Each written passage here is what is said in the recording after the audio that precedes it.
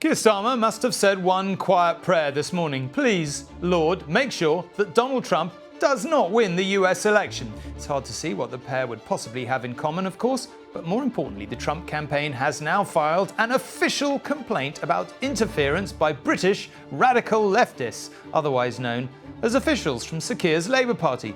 Ouch! Welcome to Talking Politics. So, who wants to kick off on Trump, the movie? I mean, I don't know what to make of this. It's like not particularly a big deal. Officials of a party going to help officials of a... Well, it's the reaction, isn't it? Yeah. I mean, and also it starts with this LinkedIn post that, you know, someone who works in the Labour Party put out, basically saying, we've got more spaces, come to America with us, campaign for the Democrats. And inside Labour HQ, they're all like, oh no, don't say that. Now, they insist that it's not a Labour Party organised thing, that people are going themselves, that they are volunteering, and that is completely normal. But, you know, there is a very close link between the Democrats and the Labour Party. In fact, one of the things the Labour Party did in opposition was build relations with sister parties all over the world, repeatedly so, which is why Morgan McSweeney, the new chief of staff, went to the Democrat convention in the US. The problem, of course, is that you've got some very loud figures like Donald Trump, but also Elon Musk responding on all of this. And interestingly, another thing that Elon Musk responded on, and he basically said, it's war. I mean, always one for, you know, going kind of as far as you can. Yeah, it doesn't downplay things. It was interesting because it's something I've researched before, a group called the CCDH, which is basically, I think it's I can't remember the total thing, but it's basically countering extremism online. Yeah. And they were heavily involved with trying to take down left-wing websites in the UK. They did a kind of defund the canary thing by pulling out posts they thought were anti-Semitic and putting these next to it with massive results. And they were very close to a group known as Labour Together, which was run by Morgan McSweeney. And it was one of the tactics they used to take on Corbynism here in the UK. And now they're taking on Elon Musk in the US. And that has come out in a story today. And as I say, he's responded with, it's war. I mean, I think the reason it's a problem for the Prime Minister is because, you know, he kowtowed to Donald Trump in New York. I was there. And, you know, he could have done a sort of Angela Merkel thing of, keeping a sort of semi-polite distance from Trump and being the person who would criticise, you know, whether he's president or former president when he steps over a line in a sort of semi-respectful way, instead of which he did this big thing when we went to the UN General Assembly of saying he needs to be close to someone who may well be the next US president quite soon. He goes to Trump Tower. He's there for literally hours. I was standing outside, so I know how long it was. And, you know, he comes out and everybody claims this is an incredibly important, constructive meeting. Personal relations are great. And I think, therefore, the reason this is damaging for Keir Starmer is if literally just, you know, days after that, President Trump launches a legal action against the Labour Party for subverting the American Constitution, which is essentially what he's claiming. It doesn't sort of basically imply that, you know, diplomatic relations are going to be any good at all. I mean, look, this row from a political journalist perspective is quite fun. You know, it's quite lively. It's got us all talking. It's kind of interesting. The one thing I think we probably all think, but I've been pondering a lot, is a lot of people are going to vote for Donald Trump because they think he's fantastic. They like the fact that he's a disruptor. They like the fact that he's not politically correct. They like the fact that he says lots of things that upset people. They also fundamentally don't always take him seriously on a whole range of subjects, including, you know, they don't really believe he's a threat to democracy and all the rest of it. What was true when Trump was president is that what he said often bore very little relationship to what he did, it seemed to me. So does this kind of really matter? He's in an election campaign. It's tight. This gives him one small section of the news cycle or his campaign. I mean, does it really mean he's hacked off with Keir Starmer? I mean, and does it matter even if he is? I mean, it does matter if he is, especially if he becomes president. I think it's really hard to tell. I mean, some of the language around it from him is ridiculously over the top. He's bringing back, the idea of the British forces being defeated in America back 200 plus years ago and sort of suggesting that there is some parallel. It is worth saying that obviously it's a big story for us here, particularly with Keir Starmer travelling to Samoa exactly as this is happening and able to respond to it. I have looked at the American press and it's not a big story there. Well, not yet anyway. I agree with you. The first thing I did last night when it broke was to see if it's been picked up in America. It definitely isn't. And still not at this point, So it is worth saying, they're having that spat and it is happening. Like the outcome of any complaint will be quite important, whether Labour is seen or the Democrats are seen to have broken the rules. But also, everybody knows that these links happen all over the place, including, by the way, between the Conservatives here and the Republican Party. And so I think there's every chance that it eases off. But they won't be worrying about it in number 10. Liz Truss has been supporting Donald Trump. She's been over there all the time, with Steve Bannon and so on. Yeah. Look, there's just one very specific point which is worth remembering about Trump. The most important aspect of the way that he governs, for better or worse, is he thinks everything is a deal, and and it's all for him about personal relationships, all of it. There's no theory, there's a lot of sort of political games being played, but fundamentally he is about what is the deal and who am I dealing with. And so this is sort of semi-serious if he becomes president, because he's basically setting up the UK government as, to use your words, these extreme leftists. I mean, it's absurd. I mean, the notion that Morgan McSweeney, is I'm a carrot if he's an extreme leftist, but, nonetheless. There's an image to conjure with this lunchtime. But given the nature of how he does politics, this is not completely trivial. It's also they are worrying about it. They are quickly trying to put some distance between them. They are annoyed that post went up in the first place. The reality is, Keir Starmer in opposition probably would have spoken really negatively about Donald Trump and Donald Trump's politics. The minute he became Prime Minister, we saw the shift in terms of the worry about diplomacy around Trump, hence the dinner that Robert is talking about. But also, I remember watching him at the NATO summit in Washington, D.C., when there was another issue where President Biden mixed up the names of Zelensky and Putin, and Keir Starmer was stood behind him, and I was watching his face really closely. He didn't react. He had to come and answer questions on it. And I remember thinking to myself, wow, the speed at which they have shifted from how you can behave in opposition to how you can behave when you are a Prime Minister.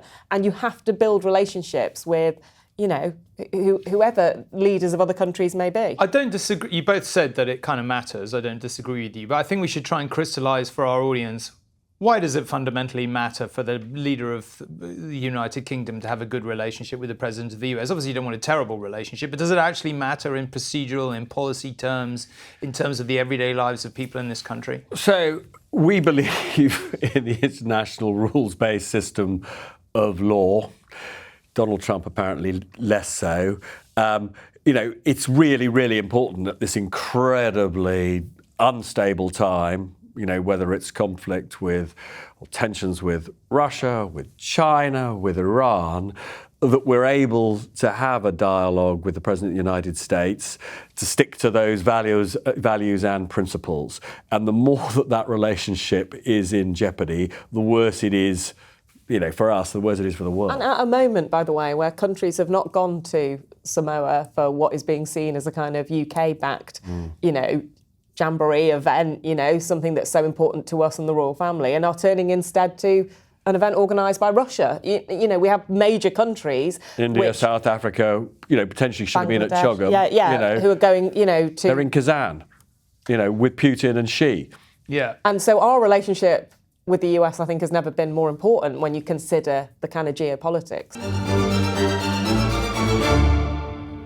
With the Prime Minister somewhere in the middle of the Pacific, it was the final instalment of Angela Rayner versus Sir Oliver Dowden in Deputy Prime Minister's Questions this weekend. It was a pretty lively affair, which kicked off with questions about whether Labour should stay true to its manifesto pledge not to increase taxes on working people in their budget. What is the Deputy Prime Minister's definition of working people? Today's our first exchange, Mr. Speaker, since he pushed for a July general election. And if his own side hasn't offered him a peerage, I certainly would have. And Mr. Speaker, the definition of working people are the people that the Tory party have failed for the last 14 years. Labour gave a clear commitment not to raise national insurance. The independent IFS have given their view on this. They say that raising employer national insurance is a tax on working people. Even the Chancellor said that raising employer national insurance was a jobs tax that will make each new recruit more expensive and increase the cost to business. So does she agree with the IFS and her own Chancellor? Mr. Speaker, I remember the party opposite, what they said to business. What was it, F to business? I will miss our exchanges.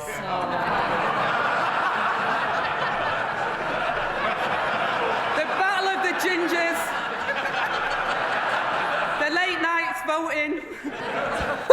She is so different to Keir Starmer, isn't she? She's just like such a different character. I always remember once having a conversation with him where he talked about the fact that he like undershares and she overshares. And I think there is like this difference between them, which is she just wears her heart on her sleeve. She's willing to have a bit of a joke across the dispatch box. I mean, it's actually a really serious thing he's asking about, and I think a really big problem for the government, which is they made these promises not to hit working people with taxes. In fact, they implied that they weren't going to raise any taxes, and we're just about to see a massive tax increase. So I think it's a really serious thing. But, you know, we were saying last week, weren't we, that Keir Starmer was really quite defensive, got irritated by these questions, maybe a bit brittle. Yeah, you definitely don't see that with her. And I'm interested in her and his relationship at the moment because it was rocky, then everyone said it had improved. I get the impression that it's not like totally cosy at the moment, and maybe they don't want her at the heart of everything at the moment. But a lot of people would say she's a real asset to the Labour government. Just important on that sometimes when you get deputy PMs or deputy leaders across the floor, not all the front bench turns out. Striking that, for example, both the Shadow Chancellor and the Chancellor were showing solidarity. This is not to comment on either Keir Starmer or Angela Rayner's politics at all. But it just seems to me, kind of watching from a distance, and I don't know either of them well at all, indeed at all, really. I didn't really get to, it's 10 years since I was political editor, and I didn't particularly get to know them at the time. What I would say is that obviously the right-wing papers hate her. Sometimes seems to me that the Labour Party doesn't know what to do with her particularly. But it seems to me that she's a kind of net asset in quite a big way. He's not very charismatic. He does come across as quite brittle at Prime Minister's questions to me. He's very defensive. I don't know, she's just a more expansive, kind of more colourful, more outgoing character who they don't seem to know what to do with. Is that fair or not? They're obviously nervous about her because sometimes she makes mistakes. So remember when she called Boris Johnson and Conservatives scum, and it's something she really regretted, and it was a really kind of negative thing. And so they will be nervous about the fact that when you are much more open and you are much more free in what you say, that occasionally you might make mistakes, and they have been very controlled and very careful, and they're very nervous about making mistakes like that. And I think when she did that in the past, the Conservatives started to see her as the opposite of what you've said, which was a net problem for the Labour Party. And I think that's one of the reasons that the Conservatives have historically really tried to target her and hit her on certain points. But even when you talk to Tory strategists now, I think they accept that she is clearly a net positive. And just on that, I have to say, when one was making the judgment the Tories were losing their way, one of the bits of evidence that was clear for me was the way that they did think that Angela Rayner was a net negative for Labour, when it was perfectly obvious to me they were just totally wrong about that. I tell you the reason why I'm sort of pushing it, because it's kind of interesting. You can say what you like about Boris Johnson, and I think, for him, as we saw, during the interview I did with him, the trouble is his time in office, there were a few big things, Partygate and so on, that the public really did, I think, to get hacked off with him about. But what was true for a long time, and we can debate how much it still is that he just put himself out there as a big character. He offended his enemies.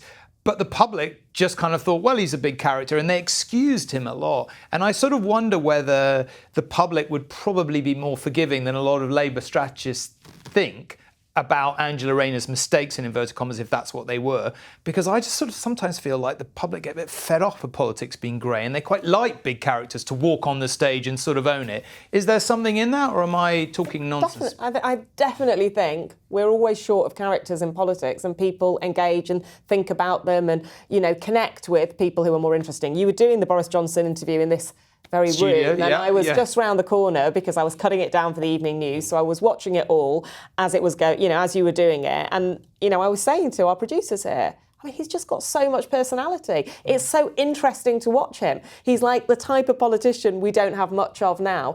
Like you say, some of those positives were also the negatives that did in the end get him, and I do wonder if people are just generally a bit less forgiving of women, although I don't have the data or evidence to prove it. But is Angela Rayner a really interesting politician 100%? And I think she's also gone on quite a big journey and changed where she is to some extent. I interviewed her alongside Rachel Reeves during the election campaign. Their politics are really different. One of the points is, Angela Rayner very proudly called herself a socialist. She's very much more on the left on a lot of issues. Rachel Reeves could not bring herself to say she was a socialist. She's like, I use the word social democrat. I'm not a socialist, basically. But they personally get on in a way you often don't see with politicians. I mean, forgive me for slightly moving the conversation on, but I think it is also slightly worth flagging up that they mentioned that this is the last PMQs, deputy PMQs they'll ever do together. And the reason for that is because in 10 days' time, we're going to get new leader of the Tory party Saturday week. And actually, one of the things I've been reflecting on is that in a funny sort of way, politics has been in limbo since the July general election. And actually, sort of, the government starts next week. Look, there have been lots of accidents, there have been lots of mistakes that the Labour government has made.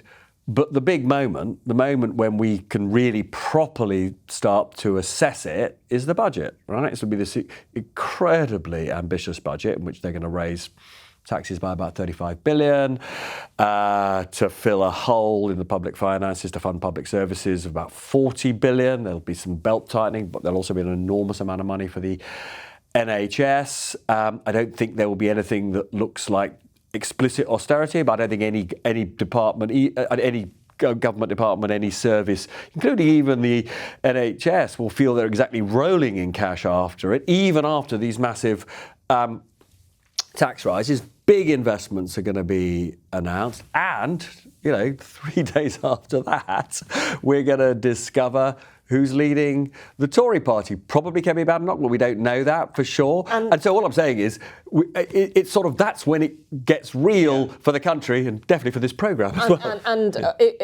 One of the reasons why that was so relaxed is because Oliver Dowden's on his way out, and there's no real reason for her to be attacking him. He's quite relaxed in comparison. But talking to people in the Conservative Party, some feel they can't believe that they didn't have a new leader in place for the budget. It's kind of quite a big deal for them. We're going to have Rishi Sunak, who's going to be responding on the budget, which, by the way, is going to be, helpful to Rachel Reeves because she can attack him as being from the past. But just very briefly on that, the corollary of that is every Labour MP says to me, we were mad to hold the budget so late. Every Labour MP. Yeah. They both think their leaderships have made ridiculous strategic decisions. On that, though, the only problem with that is obviously one of the things that if you're listening or watching this, you may not know, is that the Tory leader gets no foresight of the budget. So they have to respond on their feet to what they've just heard. Arguably, Rishi Sunak, he probably already has been briefed about what's in the budget, maybe better than anyone else to respond on his feet. You know what, I was with someone really senior in the Labour Party yesterday, and we were having this exact conversation, and I made that point. Well, isn't there a chance that Rishi Sunak's going to be able to respond better than anyone? And their response was, but he's to blame for it. People associate him with the problems. So from the Labour point of view, I don't disagree with you that Rishi Sunak I think they overstate that case, by the way. I'm not sure that's the public may think that. But it's easier for them to attack Rishi Sunak as being connected to it than it will be to attack Kemi Badenoch or Robert Jenrick. But also, but the truth of the matter is, we will, in the budget programme and in the bulletins that are clipped up that night, we're going to probably use, the first minute or two or clips from it of Rishi Sunak on his feet. And he will be in a much better position to hone his attack, probably knowing pretty well what decisions have been made and why. He will why. understand it better than most people. But also, let's be clear. In the end, particularly for a new government with this size of majority, the big judgment on the budget won't be what the Tory party says about it. It'll be what we say about it. And so, actually, in the end, I don't think it matters whether the Tories have got a new leader by that point or not. On the delay in the budget, I also asked the same person about that, and their argument on it, and I was working out in my calendar to try and figure out was if they'd started the 10-week clock ticking as soon as the election had been called, which they could have done, you crashed into party conferences. So that was the reason they delayed it. But obviously it has left this. I suppose like all these things, I mean, in the run up to any big event like this, we speculate, don't we, endlessly about should have happened sooner, there's a vacuum, it's bad, blah, blah, blah. It sort of depends how they deliver it on the day. If it's an enormous bang and people walk away thinking, well, it wasn't as bad as we thought and there's some good news in there too, then maybe it'll end up actually properly resetting their government, as is the aim. I think a lot of people listening or watching to this are going to want to, they're going to, as we've discussed, they just want to know what's in it at this point. So can we just do a quick, run through national insurance on pension contributions for employers, which we've said for about 3 weeks. We've said for about 3 weeks. Reported this morning that obviously they're going to pay government departments back for that. Well, hang on a second. I sort of think, I don't want to criticise the Times, but I slightly think this is a sort of nuts story because, I mean, it's government money. Because whenever the government introduces any kind of tax change, right, there is a massive difference between its impact on the private sector and the public sector, in the sense that if any money that is taken in tax goes into the public sector. There is a narrative around it, which is the other thing we've constantly said is that increasing this particular tax will feed through to lower wages. Now, there is a sense that it will not necessarily feed through to lower wages in the public sector, which will increase the divide between the public sector and the private sector, which, by the way, might be the right decision because, of course, it's a cost to the public sector. I'm just bringing it up because you can bet your life that's going to be one of the Tory attacks on it. I bumped into someone on the way here who is a Conservative member who was immediately on this and talking about it. The one thing I think we're getting with the narrative is, Labour tried to move very much to the centre to win this and try to appeal across the divide to Conservative voters. The narrative is being built of them being more on the left, which may be wonderful for many of their voters, but obviously it is, it's something that may be problematic for them, and I think this will slightly add to it. But hang on a second. I just think, sorry, I don't want to be sort of pedantic about this. Obviously, there is going to be a political attack from whoever is leading the Tory party on Wednesday or on Saturday that says this is a government that's attacking the private sector, especially small businesses.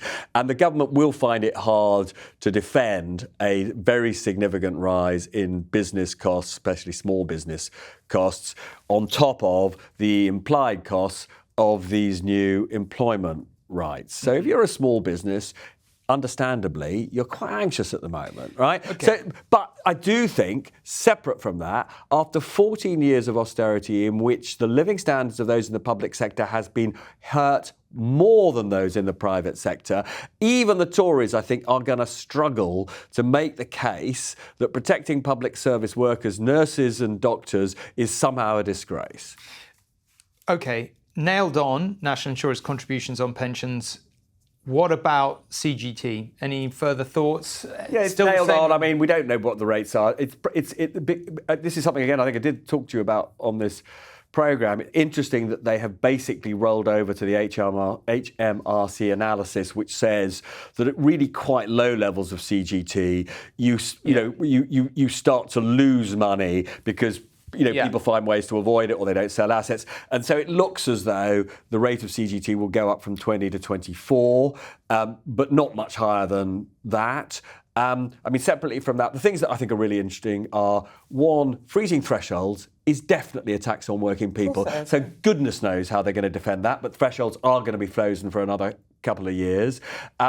The other thing which I think is really fascinating, I'm interested to know whether you've got any insight into this, they are definitely looking at increasing the fuel, well, actually imposing, not increasing, they are definitely looking at imposing for the first time in 15 years the fuel duty escalator. This is actually written into law that every year, the price of petrol is supposed to go up by more than the rate of inflation. Since 2011, that has not happened because of the power of the motorist lobby. This is a government that says it's got a green agenda. It's got in Ed Miliband, a very influential voice in that whole area. The thing I'm really fascinated by is whether Rachel Reeves and Starmer have the guts to take on essentially the motoring lobby by doing something which most people would say should have been happening for years. Last word, Anushka, to you. Well, I think if they do that, then it will be very difficult for them, in particularly the type of seats where they've really worried about it. I mean, if you think about, for example, Uxbridge, where they believe that they lost a by-election because of motorists. That said, and I just want to say this finally. Do you think they're going to do it, though? Just tell me, what do you recken? Do you reckon they're going to do the fuel duty escalator? They're looking at it. I don't know whether in the end they're going to do it. What do you reckon? I couldn't make it. I suspect that there are very senior people in Downing Street who will be urging them not to do it.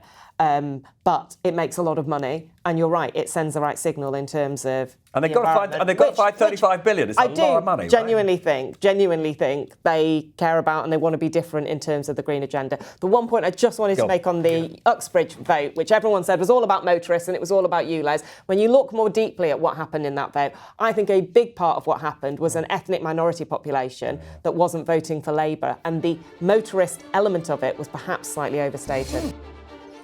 That's all for this week. Thanks very much for joining us, whether you were watching or listening. We'll be back next week with not one, but two, possibly more Talking Politics episodes before and after the big budget.